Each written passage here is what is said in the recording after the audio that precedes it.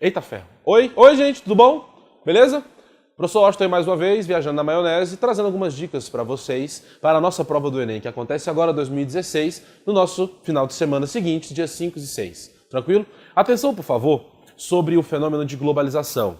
Existe uma ponte e algumas possibilidades desta questão, não só de globalização, mas de modo de desenvolvimento econômico cair como tema de redação. Tudo bem? Então eu, na parte da geografia, tento com essas dicas construir argumentos para uma possível redação que possa aparecer para vocês. Tranquilo? Hoje a ideia, pessoal, é fazer uma discussão bem simples e rápida em relação ao fenômeno globalizante, segundo um grande teórico, filósofo, tá? Do século XXI, e digo também do século XX, professor doutor Milton Santos. Ele escreve muito bem sobre essa parte de globalização, tranquilo, e também traz 3 ideias de globalização para o mundo hoje e 3 processos históricos. Tem um documentário muito interessante dele, chamado O Mundo Global, visto do lado de cá, subtítulo Entrevista com Milton Santos. Está no YouTube. Assiste isso, por favor.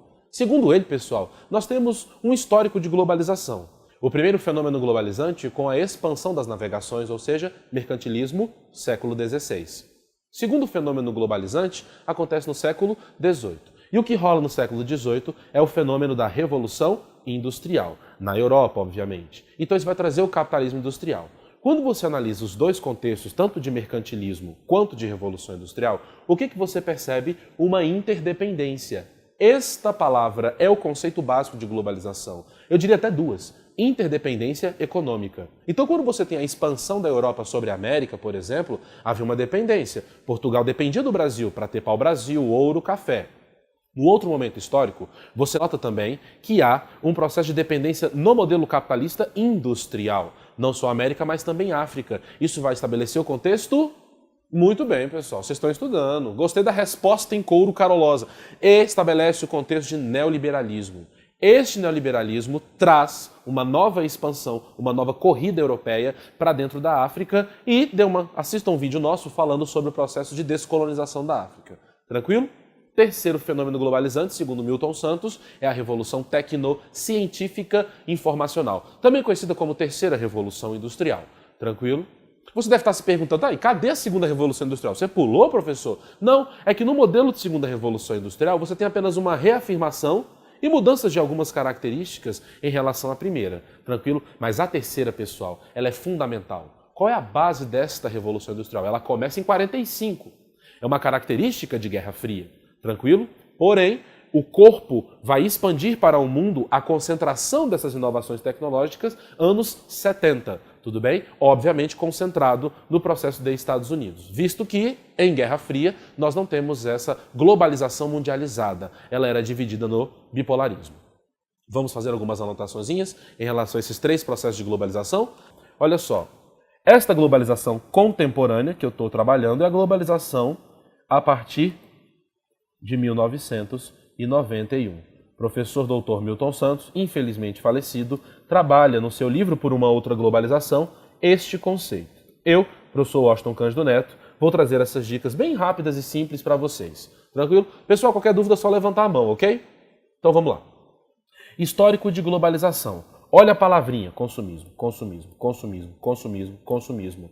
Olha o que você associa aqui, ó, Pizza Hut, Burger King, Levi's, McDonald's, bandeira dos Estados Unidos. Ou seja, a globalização foi uma palavra muito bonitinha para não se chamar americanização, porque o que se prolifera é a cultura americana. Tranquilo? Isso é uma observação também do Milton Santos. Então está aqui a primeira visão de globalização dele. Uma globalização do mercantilismo e expansão das navegações. No século XVIII, você tem o capitalismo industrial.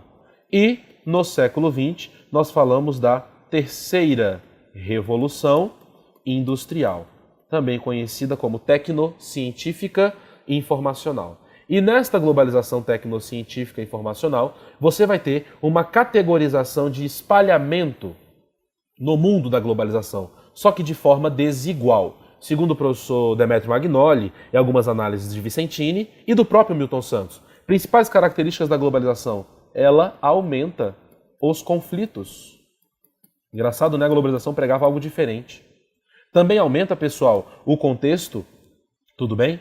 De exploração, não só social, mas também ambiental.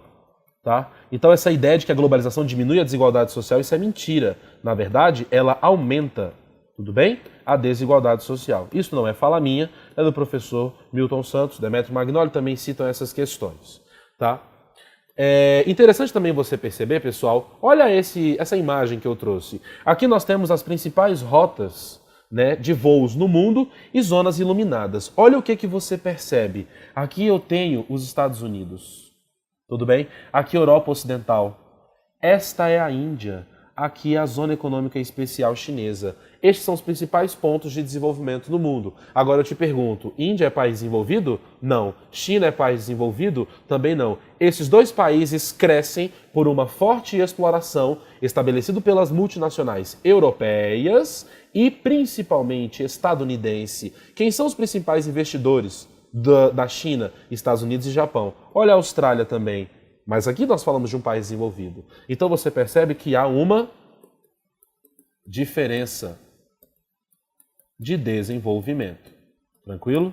Esse é o modelo posto. Qual é a base da globalização? O que acontece nos anos 80? O neoliberalismo. Tranquilo? Pessoal, espero ter ajudado vocês com essa dica de processo de globalização. Fique concentrado nas questões que trabalham sobre o modelo econômico posto, as crises sociais e as crises ambientais. E entenda, por favor, o modelo capitalista contemporâneo só tem uma crise que ele quer evitar. É a crise financeira. Mesmo que isso custe a qualidade de vida de uma população mundial. Mesmo que isso custe a qualidade ambiental para esta população. As elites e as multinacionais não querem a quebra do sistema financeiro, mesmo que isso custe a degradação da vida humana. Tranquilo? Professor Washington Cândido Neto, por meio do curso Exatas, traz mais essas dicas para vocês. Espero ter ajudado. Feliz aprovação, bons estudos, obrigado, até o próximo encontro.